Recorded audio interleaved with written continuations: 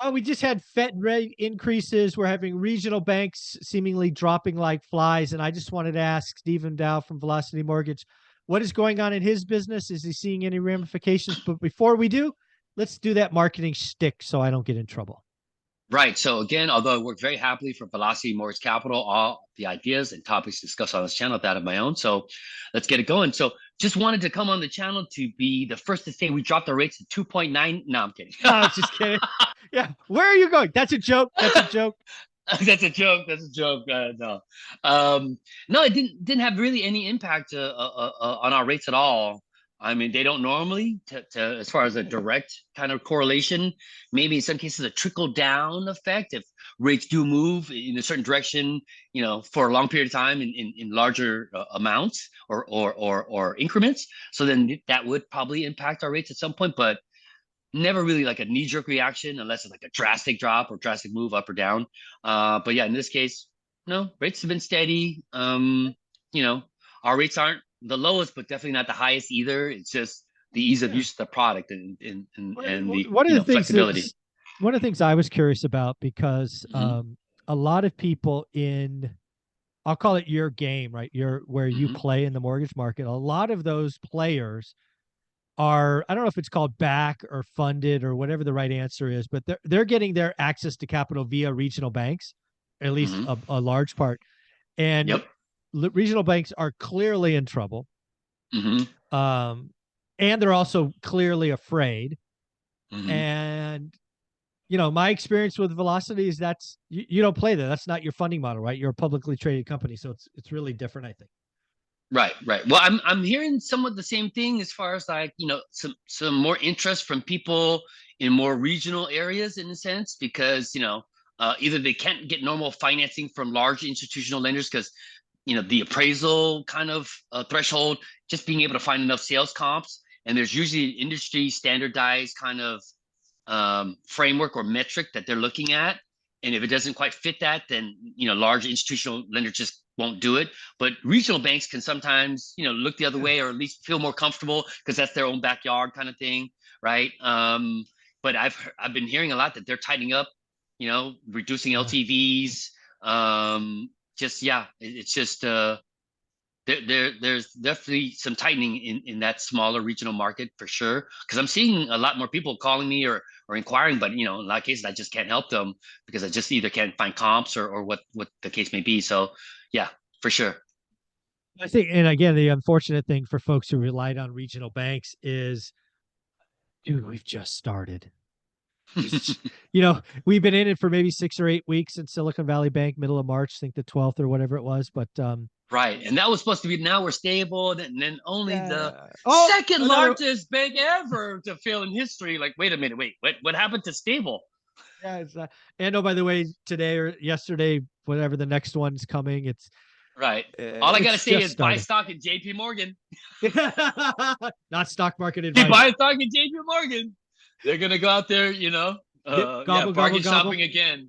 Oh Uh, yeah. Oh my God, dude. Oh my gosh. So, yeah, it's crazy. I mean, when people have to stop and think about it, I mean, it's almost becoming a monopoly. You know what I mean? Like how much money they control as far as like, I think from what I've heard, they've had to make some like special accommodations, as far as like actual like federal rules and regulations, depending upon as far as referring to how much banks can control as far as like a certain percentage of deposits.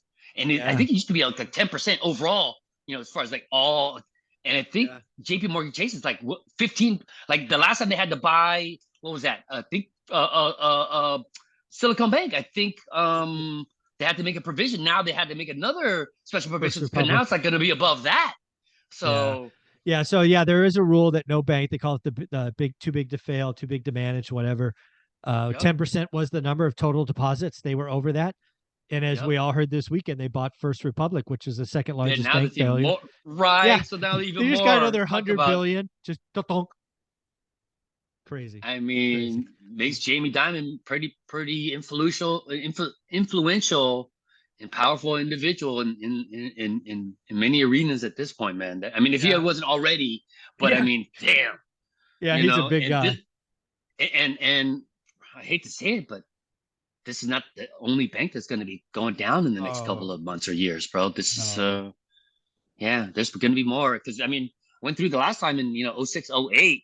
A lot of big banks, that we thought were big banks at the at that point Yep. all went, and I've even gone far back to when I was working for Wells Fargo.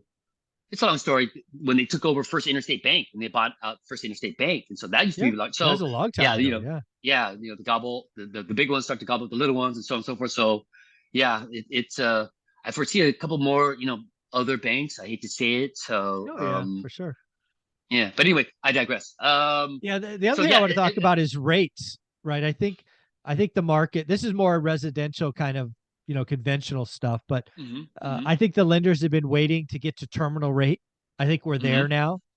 hmm And I think what happens going forward is the gap or margin between 10-year bond and mortgage rates, I think that starts to hmm come in. Maybe doesn't okay. affect velocity directly, but I think the commercial market kind of, or I'm the residential market, conventional stuff gets a little cheaper. What do you think? Do you see that Oh possible? no, I can see that.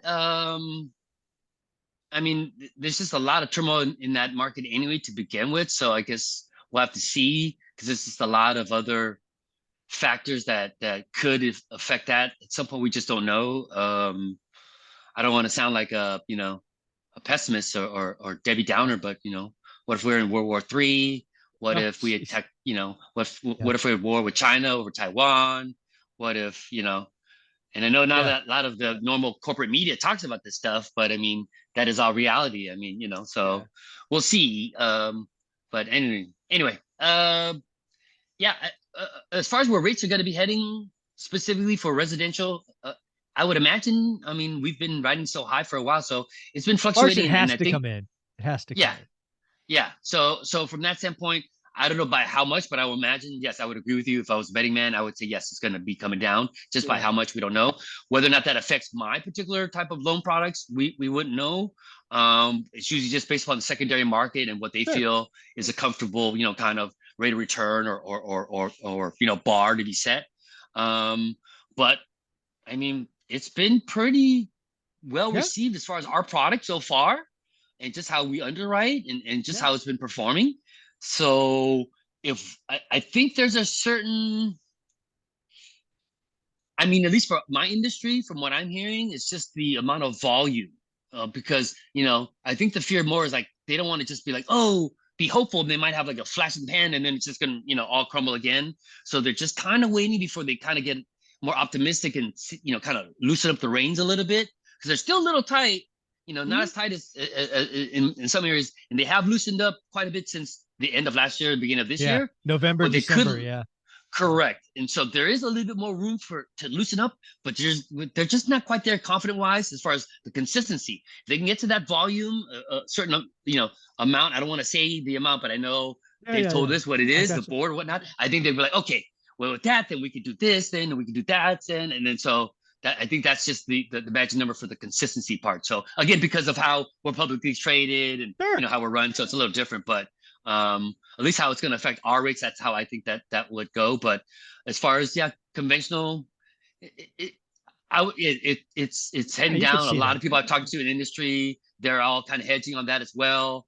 And it's based upon how they make their moves as far as hiring, firing, expanding or not. So a Mhm. lot of people are optimistic. A lot of people are kind of networking and growing and kind of recruiting, and so they're all in expansion mode. Not many people are like tightening the belt and running lean and mean and just like the sky's falling kind of stuff. So and the Interesting. ones that are, then they might want to go into a different business because that's just Yeah.